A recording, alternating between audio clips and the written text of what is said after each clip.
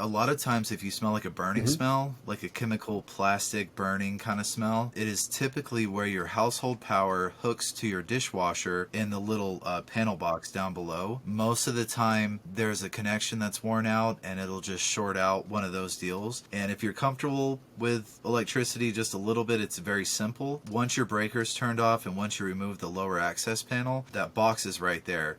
And literally, the fix is finding which wire's burnt, which you'll see it, and then taking the old cap off, and then cleaning up the wire, and then just putting a new cap on it, and it's good to go. That's sometimes you have to cut the wire back a Hmm. little bit if it's real crispy, but that's usually a real quick repair, and we're talking, 20-cent electrical caps to, connect the wires Yeah, together. wow, that's great to know.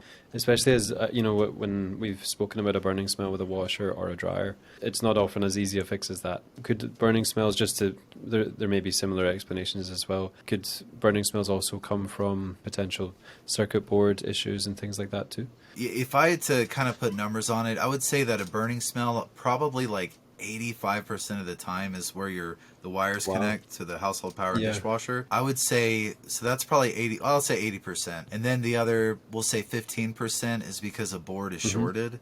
A main board, a power board, whatever kind of board. That's more relevant on dishwashers like 10 plus years old with the way that they've changed how these main boards are and where they're Hmm. located. But yeah, if your dishwasher is over 10 years old, it may be a board, especially if it smells like it's coming from near the top of the door. And then I would say the other 5%, I'm already kind of forgetting the numbers I put out there, but the other 5% would be an issue with your heating element. Whether some thin, non dishwasher safe plastic you put on the bottom rack and it just got too Hmm. hot, or a plastic fork fell and it's underneath the heating element, maybe where it's not too noticeable. So yeah, definitely get in there and kind of check and feel around the heating element and see if anything's touching that. Right, got you. Yeah, that's super interesting about the wires though. Good to know.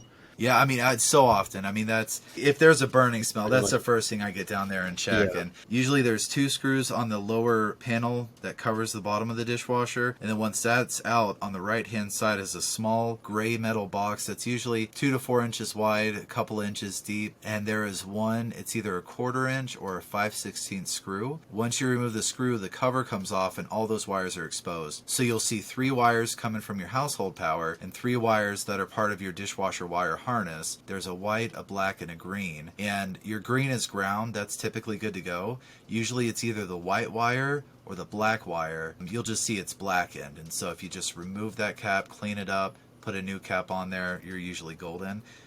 What I like to do in those cases, I'll even go a step further and I'll wrap a bunch of electrical tape around each of those connections just to kind of make sure it doesn't happen Yeah, again. fantastic.